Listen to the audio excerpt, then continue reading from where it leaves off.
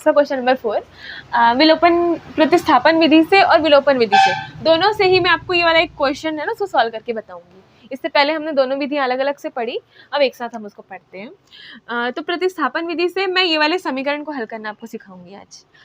तो समीकरण 1 और 2 मैंने नाम दे दिया है क्वेश्चन को, और अब हम क्या करते हैं, प्रतिस्थापन विधि में हम पहले किसी एक समीकरण को लेते हैं और उसके बाद उससे ना आप एक चर का मान निकालते हैं दूसरे के टर्म्स से, है ना। तो समीकरण 1 से √7x plus √11y is equal to 0। ठीक, अब मेरे को अगर x का मान निकालना है तो मैं x को यही रहने दूंगी, प्लस √11y को उधर जाने दूंगी, तो इधर प्लस उधर जाके क्या हो जाएगा, माइनस हो जाएगा। ठीक है, ये होगा। देन अब मेरे को x का मान चाहिए ना, तो इसके साथ गुणा में क्या है, √7 है, तो उधर जाएगा तो क्या हो जाएगा, ये इंटू है तो उधर जाके डिवाइड होगा। ठीक है, डिवाइड में आ जाएगा। क्लियर है,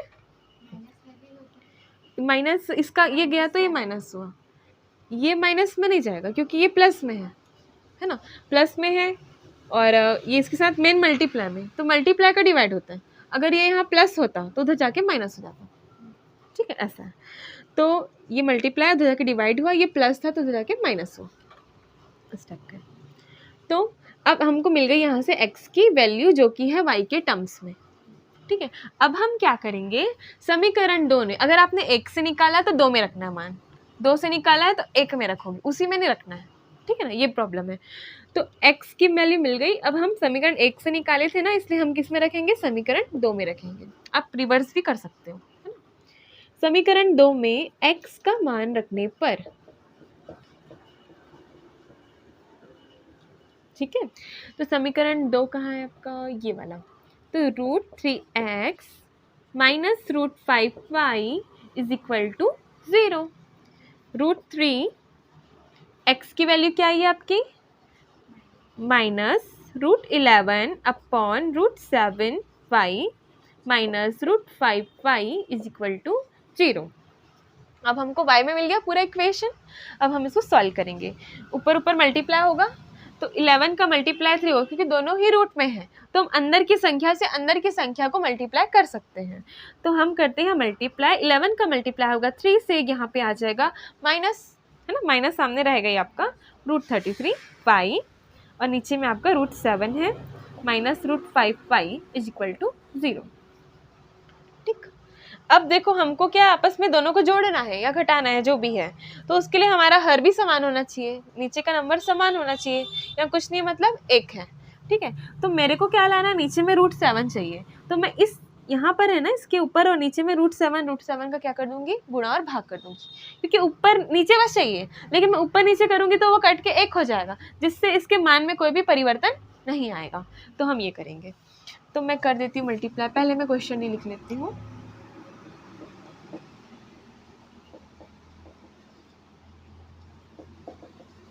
ठीक है, मैंने सेम लिखा है यहाँ पे भी। देन हम आगे बढ़ते हैं। ठीक है, यहाँ पे हो जाएगा मल्टीप्लाई, यहाँ पे हो जाएगा डिवाइड। ठीक है, देन अब देखो दोनों का हर समान है। ठीक, तो हम इसको एक बार लिख देंगे।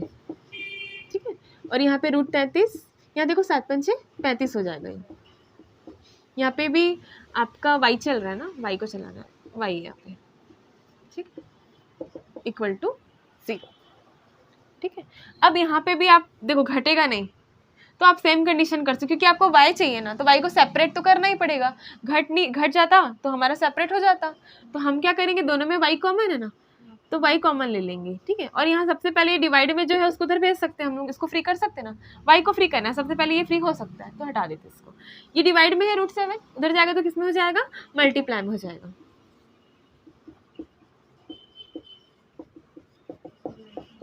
ठीक है, तो ये हो गया 0 हो जाएगा उधर जाके। यहाँ दोनों में y कॉमन है तो मैंने y एक बार लिख दिया, √33 माइनस √35 इक्वल टू 0।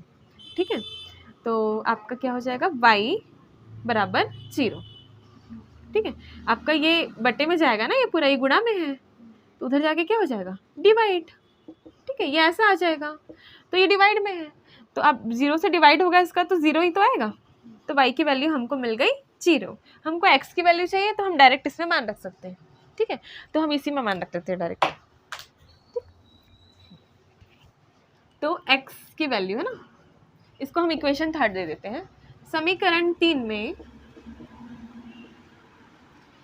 y का मान रखने पर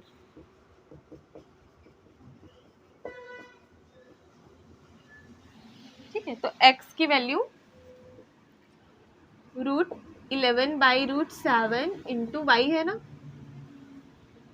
तो √11/√7 y की जगह में क्या आ गया 0, तो इसका गुणा होगा इस संख्या का इसके साथ तो 0 ही आएगा। तो आपको x की वैल्यू भी कितनी मिल गई 0। इस तरह से हमको x की वैल्यू भी क्या मिली 0 और y की वैल्यू भी क्या मिल गई 0, ठीक है। आप यहाँ आंसर लिख सकते हैं, x बराबर 0 मिला और y बराबर भी क्या मिला 0, ये आपका आंसर है, ठीक है। अब हम इसी क्वेश्चन को, ठीक है, अब हम इसी सेम क्वेश्चन को मैं विलोपन विधि से आप लोगों को बताती हूँ, ठीक है। तो मैं पूरा मिटा देती हूँ उसको, ठीक है, एक बार रिवाइज कर लेते हैं इसको, ठीक है। समीकरण 1 और समीकरण 2 हमने लिया, देन इसको हम प्रतिस्थापन विधि से हल करेंगे, तो √7x + √11y = 0, ठीक है, आपका है। तो आपको किसी भी एक को पक्षांतर करना है, तो मैंने +11 √y को लिया, उधर आके क्या हो जाएगा माइनस, उसके बाद मैंने ये गुणा है, ठीक है ना, तो x के साथ फ्री करना है, तो गुणा उधर आके क्या हो जाएगा भाग हो जाएगा, तो आपका क्या आ जाएगा √11/√7y, है ना, ये x की वैल्यू हो गई, इसको हमने समीकरण 3 नाम दे दिया। समीकरण 2 में हम x का मान रखेंगे, समीकरण 2 कहाँ पे है यहाँ पे है, ठीक है, हम इसमें क्या कर लेंगे x का मान रख लेंगे, तो यहाँ पे मैंने समीकरण 2 को फिर से लिख दिया है और ये जो x की वैल्यू आई वो यहाँ पर पुट कर दी, ठीक है। तो मैंने यहाँ पे x की वैल्यू रखी, तो ये पूरा जो समीकरण है y के फॉर्म में हो गया चेंज, ठीक है। तो अब जो गुणा होगा अंदर गुणा करेंगे, तो 11 गुणा 3 से किया, 11 के 33 है ना, और √7 नीचे में है, y है माइनस √5y = 0, ठीक है। अब हमको देखो हर समान नहीं होता तो हम किसी को भी जोड़ घटा नहीं सकते, तो मैं यहाँ क्या कर लूँगी हर समान कर लूँगी। तो हर समान करने के लिए मेरे को ऊपर नीचे √7 से गुणा भाग करना पड़ेगा। मैंने ऊपर नीचे √7 से गुणा भाग किया, तो यहाँ पर जो था वो तो पहले से ही है, ताकि इसमें करने पर 7 × 5 = 35 आ जाएगा यहाँ पे, और आपको ये इक्वेशन मिली। देन अब देखो ये घट नहीं रहा है ना, तो सबसे पहले हम इसको फ्री कर देते हैं, √7 यहाँ भाग में जाके क्या हो जाएगा ये गुणा में चला जाएगा, ठीक है। और यहाँ पर देखो y तो नहीं घटने वाला, तो हम क्या कर लेते हैं ना, इसको कॉमन निकाल लेते हैं, दोनों में y कॉमन है, उभयनिष्ठ है, तो मैंने y को यहाँ से उभयनिष्ठ लिया, y यहाँ पे आ गया, देन ये √33 माइनस √35 को मैंने अंदर में लिखा बराबर 0। तो y की वैल्यू अब हमको क्या करना है, y को फ्री करना है, तो उसके साथ जो भी हो उसको उधर भेजना है, तो गुणा में आपका ये पूरा टर्म्स है, तो ये गुणा में उधर जाके क्या हो जाएगा भाग, और 0 के साथ किसी भी संख्या को हम डिवाइड करते हैं तो हमको क्या मिलता है 0 ही मिलता है, ठीक है। तो हमको y की वैल्यू कितनी मिल गई 0। तो समीकरण 3 में हमने जो x का वैल्यू निकाली थी ना, उसमें हमने y का मान रख दिया, जो 0 मिला हमको, y का मान मैंने यहाँ पे रखा 0 था, तो 0 का किसी भी संख्या से गुणा 0 होता है, तो वहाँ पे हमको क्या मिल गया 0। इस तरह से हमको x और y दोनों की वैल्यू ही 0 मिली, ठीक है। चलो अब इसको हम करते हैं विलोपन विधि से सॉल्व।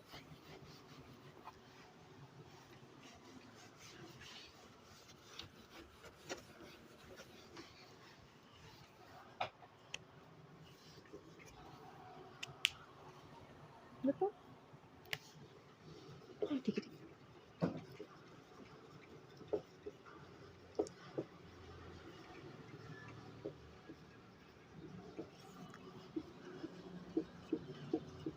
अब हम इसको करेंगे हल विलोपन विधि से।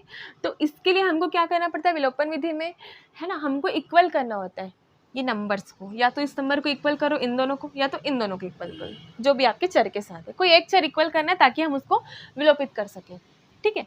तो अब देखिए यहाँ पे √7 और √3 है, एक दूसरे के पहाड़े में तो आता नहीं है, तो अब हमको इसको विलोपित करना है, तो जब एक दूसरे के पहाड़े में नहीं आते तो उसका एलशियम लेते हैं हम, ठीक है। तो 7 और 3 का एलशियम 21 होगा, क्योंकि वो एक दूसरे के पहाड़े में आते ही नहीं है, तो दोनों को आपस में ही गुणा करना पड़ेगा, अलग अलग ही करना पड़ेगा, ठीक है ना।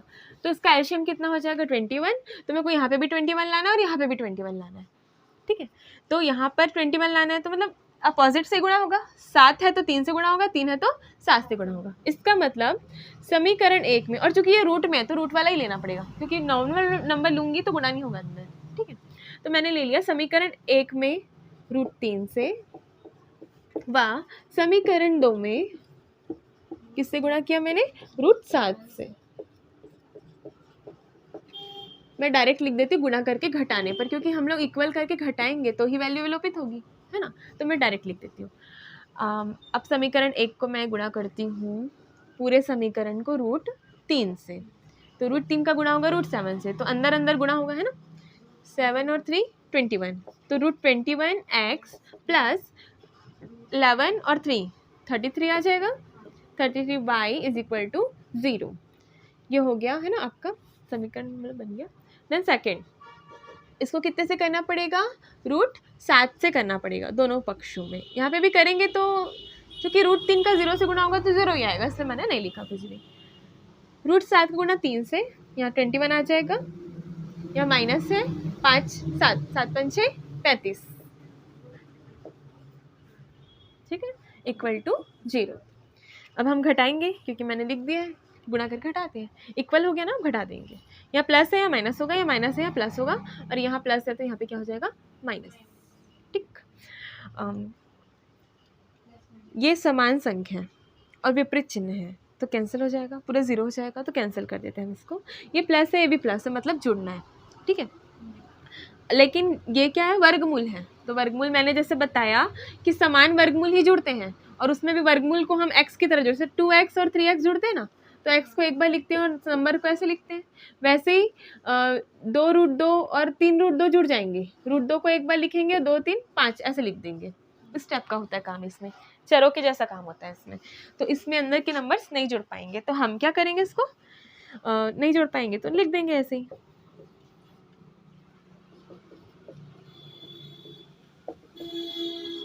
ठीक है। अब हमको क्या चाहिए? y की वैल्यू चाहिए। तो कैसे y की वैल्यू निकालें? आप देख सकते हैं कि यहाँ पे ना y है, दोनों की गुणा में है, तो y कॉमन निकल सकता है, ठीक है। तो हम क्या करेंगे? यहाँ पे y ले लेंगे, √33 प्लस √35 इक्वल टू 0। यहाँ पे गुणा है तो ये पूरा जो पक्ष में जाके क्या हो जाएगा? भाग हो जाएगा। तो उधर जाके क्या हो जाएगा? भाग।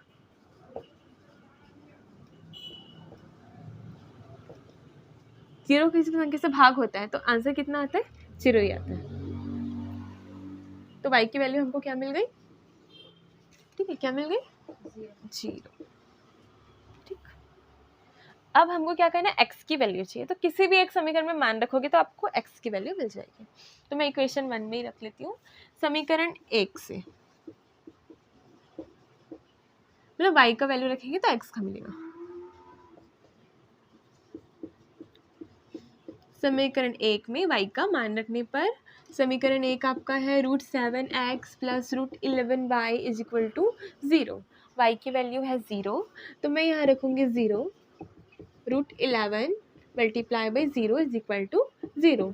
√7x ये आपका 0 है ना, 0 हो जाएगा, मतलब 11 का मल्टीप्लाई 0 से 0 हो जाएगा, equal to 0। √7x is equal to 0 x into, अब यहाँ गुणा है ना, √7 का x को फ्री करना है तो गुणा उधर जाके क्या हो जाएगा? भाग हो जाएगा। तो ये हो जाएगा, भाग में चला जाएगा। अब यहाँ पे होगा तो 0 आएगा, इक्वल टू 0। ये आपका आंसर। अब हमको यहाँ पे भी मिल गया x बराबर 0 और y बराबर 0। ठीक है, दोनों ही मतलब विधियों से हमने सॉल्व किया और दोनों में हमको आंसर सेम मिला। ठीक है, अब आप लोग डिसाइड कीजिएगा कि कौन सी विधि आपको ज़्यादा अच्छी लग रही है, तो आप उस विधि से एग्ज़ाम में इसको सॉल्व कीजिएगा। क्योंकि एग्ज़ाम में बहुत बार लिख के नहीं आता, कभी भी बहुत मिनिमम केसेस होते हैं जिसमें लिख के आता है कि आप इसी विधि से सॉल्व करो, तो आप फ्री हो। तो आप दोनों ही विधियों की प्रैक्टिस कीजिए और जो आपको सबसे अच्छी लगती है उसको चूज़ कीजिए एग्ज़ाम में सॉल्व करने के लिए। Thanks for watching.